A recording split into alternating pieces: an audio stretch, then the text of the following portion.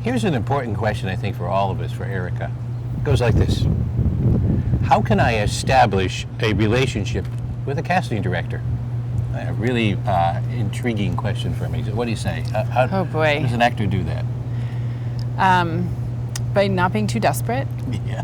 I think that's Indeed. really, and not being too eager. I think it is a relationship like any other relationship in life. And, you know, how would you make a friend? Would you, you know, plop on their couch at their house and stay for, you know, 4 weeks? No, you find something in common and whatnot. And of course, we have this business in common. We have being film artists in common. And then essentially making sure that that is nurtured and has room to grow.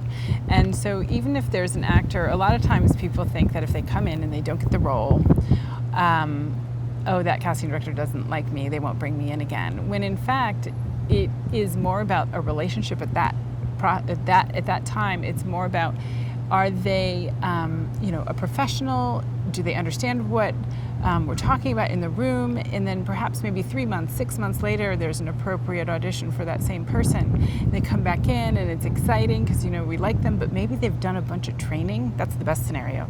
Done a bunch of training or been in a show or whatnot, and your craft is even more solid, if you will, and it's a real strong audition. And maybe you still don't get the part, but that's not up to me to give you the part or not. That's my boss's. That I'm just facilitating a palette of choices for their vision is really what I'm doing. So to be able to say, oh, this actor is part of that palette, that's great.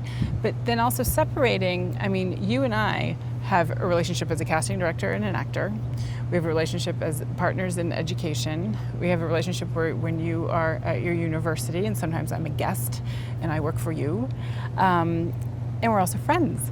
And so there's 4 different threads holding us together in different situations. And just being very cognizant of that, I think also helps an actor establish a relationship with the casting director. So if all of a sudden you see someone out in a social setting, it might have nothing to do with being an actor. And I have to say, I produce a lot. So when I'm on set, and I had someone recently, he was on a set and we were using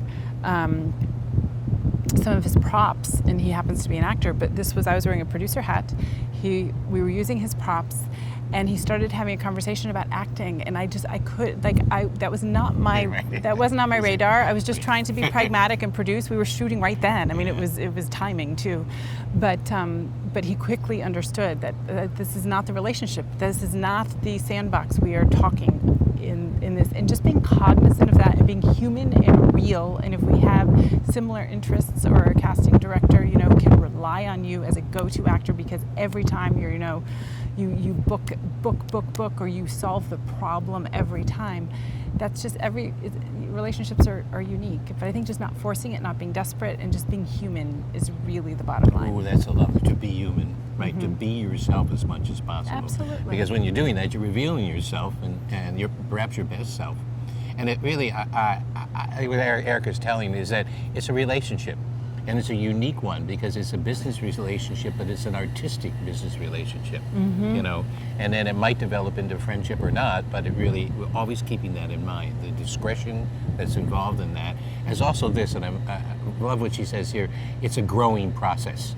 That if you're really doing what the right things, which is that you're showing new things, you're growing, you're anticipating. And it's not just one-sided. I, as, say, a casting director, if I'm a session director and I'm giving direction, I might have gone and taken a directing class and come back and have something else and it works. So it's not just a one-way street either. And I think that's probably the key to a mutually respectful relationship, even though the perception is that one person is in a power position and the other person is not.